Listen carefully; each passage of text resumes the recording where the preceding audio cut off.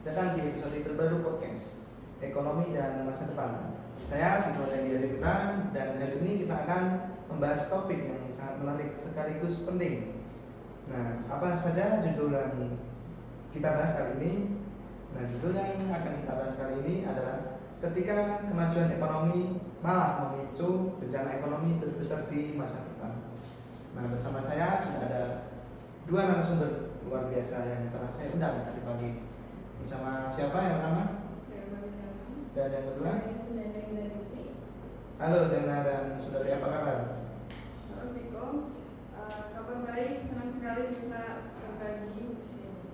Hai, terima kasih sudah mengundang. Semoga diskusi kita hari ini bermanfaat untuk semua pendengar. Oke, terima kasih kepada Saudari dan Jana sudah meluangkan waktunya untuk hadir di acara podcast kali ini.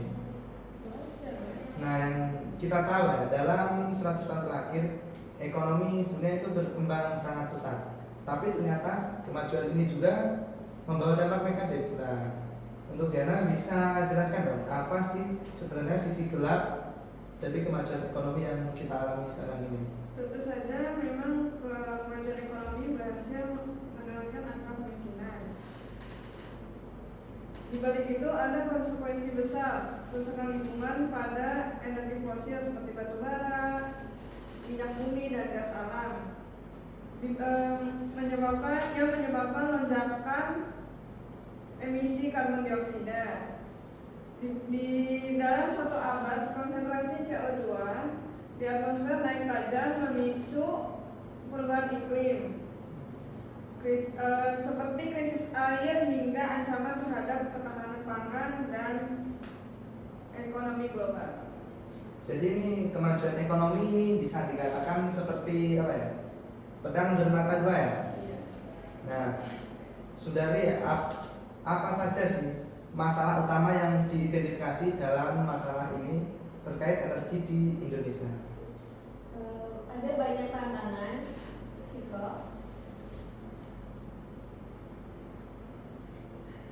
Mulai dari ketergantungan pada energi fosil, lambatnya transisi ke negara bersih, hingga peran perbankan yang masih minim dalam mendukung proyek energi terbarukan. Selain itu, ada juga masalah regulasi yang inkonsisten, biaya operasional energi bersih yang masih tinggi, serta rendahnya kesadaran publik dan komitmen konkret di lembaga keuangan.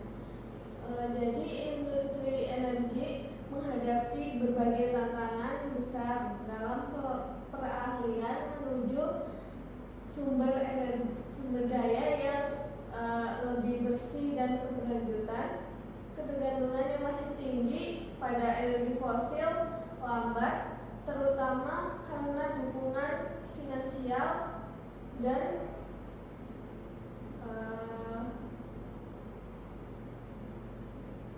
dari perbankan masih terbatas. Banyak proyek energi bersih yang terkendala karena minimnya investasi dan pendanaan yang diperlukan. Selain itu, regulasi yang kurang konsisten menjadi hambatan lain yang membuka kebijakan terkait energi terbarukan sering berubah. Kesadaran publik terdapat pentingnya energi berlanjut pun masih perlu ditingkatkan. Begitu. Oh, yang menarik sekali ya pembahasan kita kali ini. Nah, salah satu poin penting dari masalah ini adalah peran perbankan, benar nggak? Nah, untuk Jana, seberapa besar sih sebenarnya pengaruh bank dalam mendorong transisi energi? Tentu saja sangat besar ya Viko. Besar ya? Iya, bank sebagai penyalur modal punya kekuatan untuk mempercepat atau justru memperlambat transisi energi. Jika bank lebih banyak menyalurkan kredit ke sektor energi terbarukan, maka perubahan bisa lebih cepat terjadi. Namun saat ini, bank di Indonesia masih cenderung konservatif dan lebih memilih membiayai proyek energi fosil karena dianggap lebih aman. Jadi berarti peran bank itu sangat penting dalam energi ini ya. Ya, sangat penting. Nah, untuk Sundari, kemarin saya dengar-dengar ada contoh menarik nih dari Bank BRI. Bisa ceritakan sedikit tentang Bank BRI itu? Betul yang dikatakan oleh Viko, Bank BRI mulai membatasi penyaluran kredit di sektor batubara dan minyak bumi. Terus ini langkah awal yang bagus. Jika langkah ini diikuti bank lain, maka ekosistem keuangan hijau di Indonesia akan semakin kuat. Tapi tentu saja perlu untuk insentif dan regulasi yang mendukung agar bank-bank lain mau ikut serta. Langkah Bank BRI dalam membatasi kredit di sektor batubara dan minyak bumi ini sinyalnya positif bagi masa depan keuangan yang berkelanjutan di Indonesia. Terus, namun agar langkah ini benar-benar efektif, perlu ada insentif yang mendorong bank lain untuk mengikuti jejak BRI. Pemerintah bisa berperan dengan menyediakan regulasi yang jelas serta insentif fiskal yang bagi bank yang aktif mendanai proyek energi bersih. Jadi tidak hanya bank saja ya, pemerintah juga harus ikut serta ya dalam hal tersebut. Lalu apa sih strategi yang bisa dilakukan agar transisi energi di Indonesia bisa lebih cepat dan efektif? Strateginya harus komprehensif ya. Pemerintah perlu membuat regulasi yang konsisten memberikan insentif untuk energi terbarukan. Perbankan harus berani mengambil risiko dengan mendukung proyek.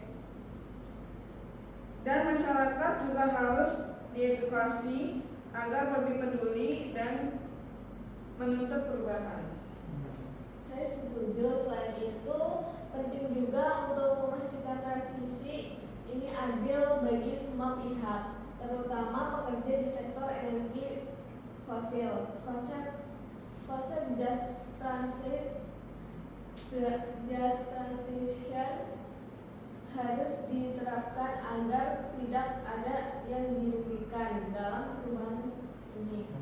Terus salah satu langkah penting dalam mewujudkan transisi yang adil adalah memastikan adanya program pelatihan dan peningkatan keterampilan bumi.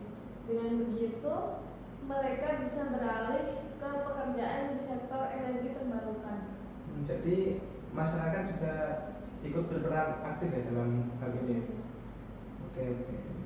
Wah, diskusi hari ini benar-benar membuka wawasan bagi kita semua teman-teman. Terima kasih banyak kepada Jana dan Sundari atas penjelasan dan insight-nya. Semoga ekonomi Indonesia bisa semakin maju, tapi juga tetap ramah lingkungan dan berkelanjutan agar dampak dari kerusakan bumi ini tidak terlalu besar bagi kita. Untuk sobat ekonomi di rumah, jangan lupa share podcast ini agar terus berkembang. Sampai jumpa di episode berikutnya.